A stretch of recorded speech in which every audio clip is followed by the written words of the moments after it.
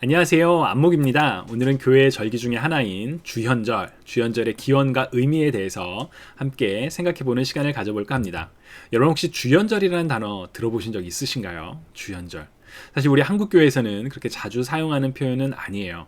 그러나 초대교회에서는 3대 절기 중에 하나였습니다. 부활절, 오순절, 그리고 주현절을 주님이 오신 것과 주님의 그 사역과 관련해서 굉장히 중요하게 지켰던 바로 그때죠.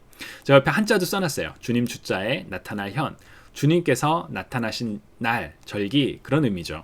이 주현절이라는 단어는 영어 에피파니라는 단어에서 왔습니다. 이 에피파니라는 단어는 그리스어 에피파네이아라는 단어에서 왔는데, 이 에피는 upon, 위에라는 의미가 있고, 파네인이라는 단어는 나타나다, appear, 이런 의미가 있어요. 그래서 에피파니 하면 나타나다. 그래서 영어로는 appearance 혹은 manifestation이라는 단어를 사용하죠. 드러났다, 그런 표현이에요.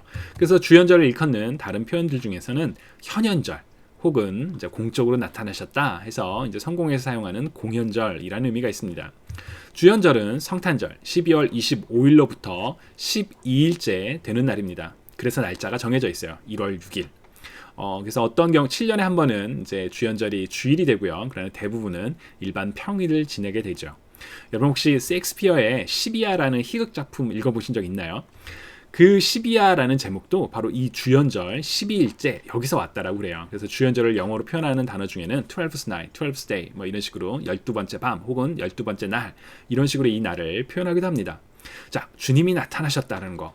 여러분 혹시 주님이 나타나셨던 순간 그 내용들 성경에서 혹시 기억나는 거 있으신가요? 가장 첫 번째 혹은 대표적인 사건은 바로 예수님께서 탄생하신 날이겠죠. 임마누엘의 하나님께서 이 땅에 오셨던, 그래서 아기로 인카네이션, 성육신 하셨던 바로 그 사건. 그때 이제 동방박사가 와서 주님을 경배하죠. 마태복음 2장 11절을 보시면 집에 들어가 아기와 그의 어머니 마리아가 함께 있는 것을 보고 엎드려 아기께 경배하고 보배함을 열어 황금과 유향과 모략을 예물로 드리니라. 혹시 제가 그 얼마 전에 올렸던 동방박사 팩트체크 보셨나요? 거기에서 이제 동방박사와 관련된 진실 그리고 거짓 혹은 신화의 이야기를 이제 구분해서 설명을 했었는데, 동방박사가 주님을 찾아와서 이렇게 예물을 드린 사건은 굉장히 중요한 의미가 있습니다. 특히나 오늘날 지키는 주현절과 밀접한 관련이 있어요. 왜냐하면 동방박사는 유대인들이 아니었죠. 동쪽에서 온 사람들이니까. 그래서 이방인들에게 주님이 처음으로 나타나신 날, 그런 의미가 또 있습니다. 이 부분은 나중에 또 설명하도록 할게요. 그리고 또 주님이 나타나셨던 순간, 예수님이 세례 받으신 일, 예수님이 세례 받으신 거랑 나타나신 거랑 무슨 상관이 있죠? 여러분 세례 받을 때 누가복음 3장 22절 보면 하늘로부터 음성이 들리죠. 너는 내 사랑하는 아들이라, 내가 너를 기뻐하노라. 하나님께서 예수님을 나의 사랑하는 아들이라고 말씀하시죠. 그래서 예수님이 하나님의 아들 되심이 사람들 앞에 드러났었죠. 그래서 이 세례 받으신 사건도 중요하고, 또 하나 사건은 예수님의 첫 번째 기적. 예수님께서 첫 번째로 행하셨던 기적이 뭐였을까요? 바로 가나의 혼인잔치였죠. 예수께서 이 첫 표적을 갈릴리 가나에서 행하여 그의 영광을 나타내심에 제자들이 그를 믿으니라.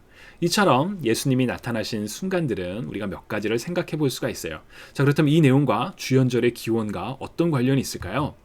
주현절의 기원.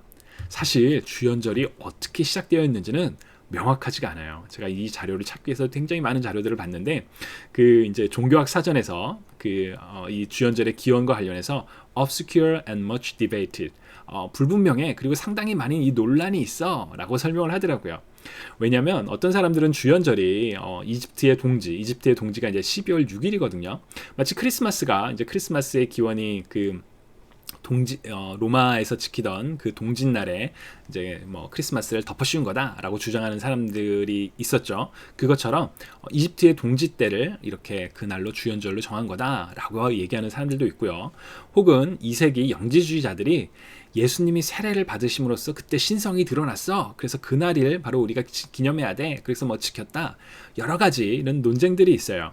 그러나 사실은 논란이 좀 있기 때문에 중요한 것은 4세기에 성탄절을 12월 25일을 정하여 지키게 되면서 동방교회에서는 예수님의 세례를 주연절에 이제 강조를 했고요. 그리고 서방교회에서는 동방박사가 예수님을 경배했던 그 날을 주연절을 지키는 의미로 많이 강조했습니다.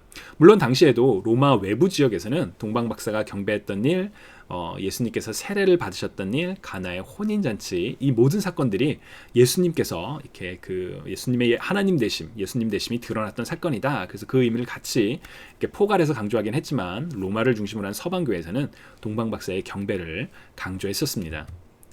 그래서 주현절의 의미에 대해서 우리가 한번 생각해 볼 수가 있어요. 기원도 조금 이렇게 역사적으로 몇 년에 막 탁탁탁 나왔다 그런 의미도 아닌데, 그럼 우리가 이 주현절을 어떻게 그 의미를 가질 수 있을까요?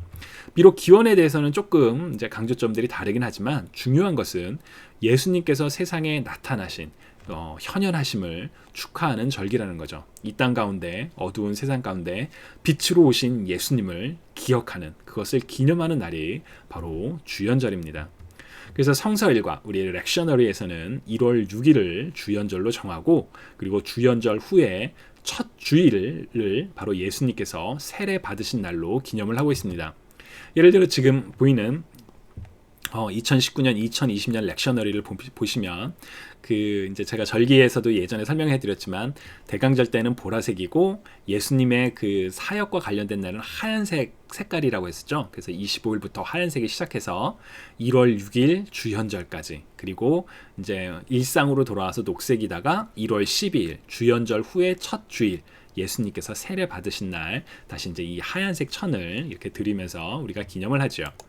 여러분, 주현절의 기원과 의미, 사실 주현절이 어떻게 시작됐어?